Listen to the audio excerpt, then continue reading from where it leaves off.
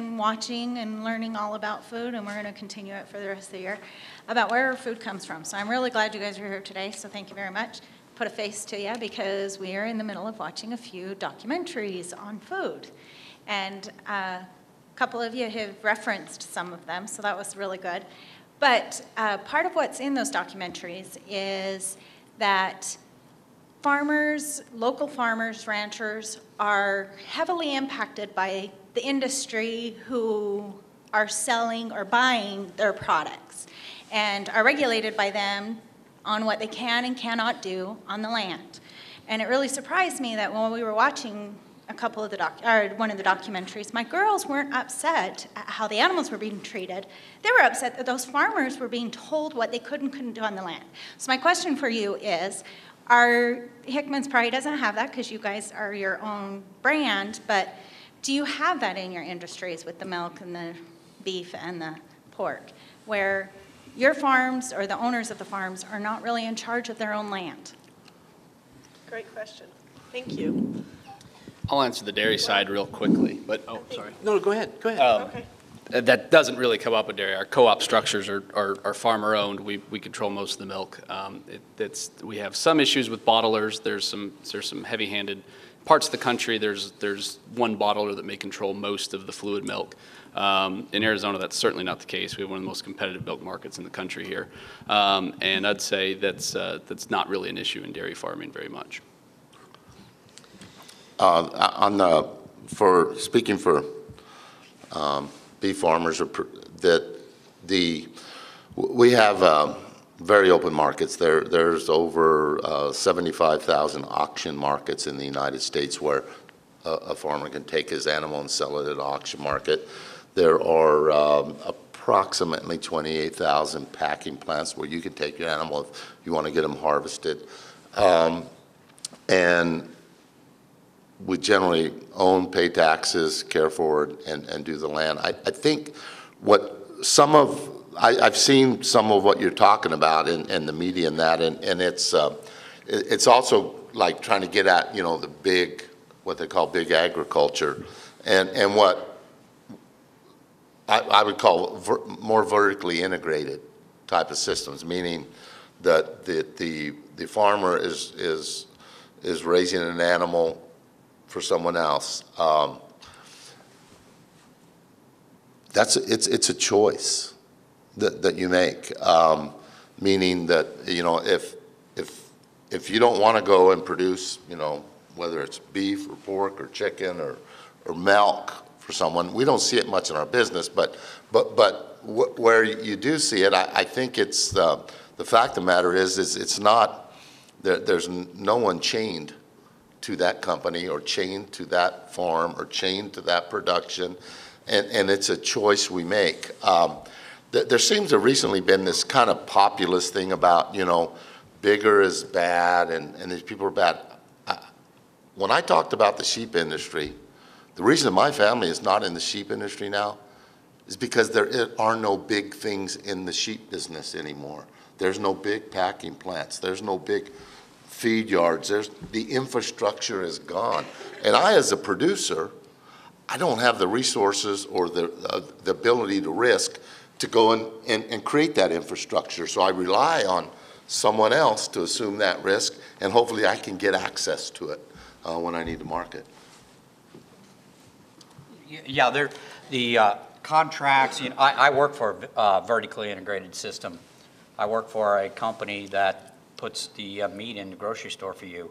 And I may be one of those people that say, they're controlling the farm. No, we provide about 23%, but there's mandatory price reporting that protects the small private farmer, that he's paid equally to what our transfer price is or anybody else.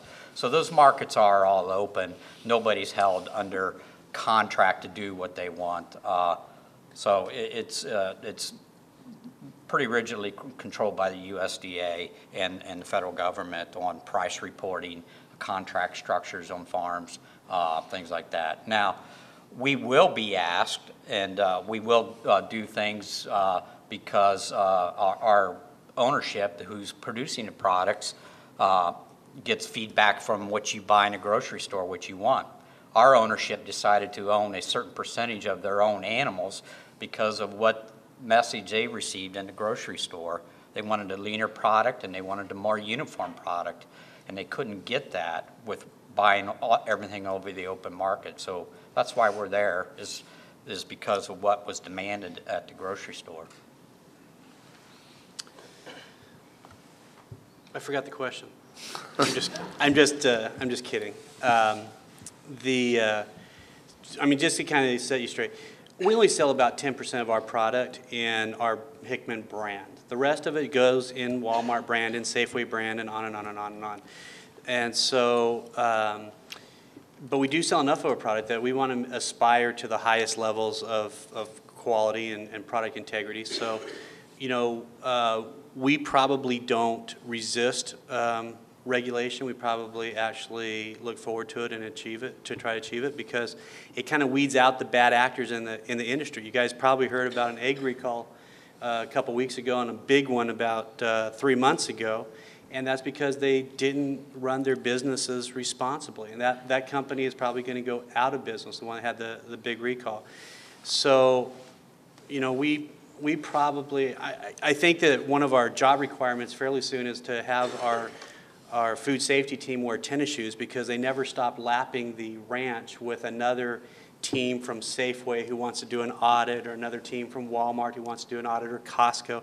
So all these companies and are insisting on transparency. They want to see a little bit more than just the end product. They want to see your operations and your systems and those kind of things. We're not probably as vertically integrated as Hormel, but we do try to control as many aspects of the supply chain as possible. So are there rules, regulations, and those kind of things? Absolutely. And that's I think if you owned a small corner dry cleaners, they're going to tell you what you can and cannot put down the drain. And so we probably all just need to be responsible and acknowledge that there are certain things that we need to do the right way. And then just one more thing onto that, as Glenn said, I work for a vertically integrated company, and they sell product to Burger King, to Quiznos, to Subway.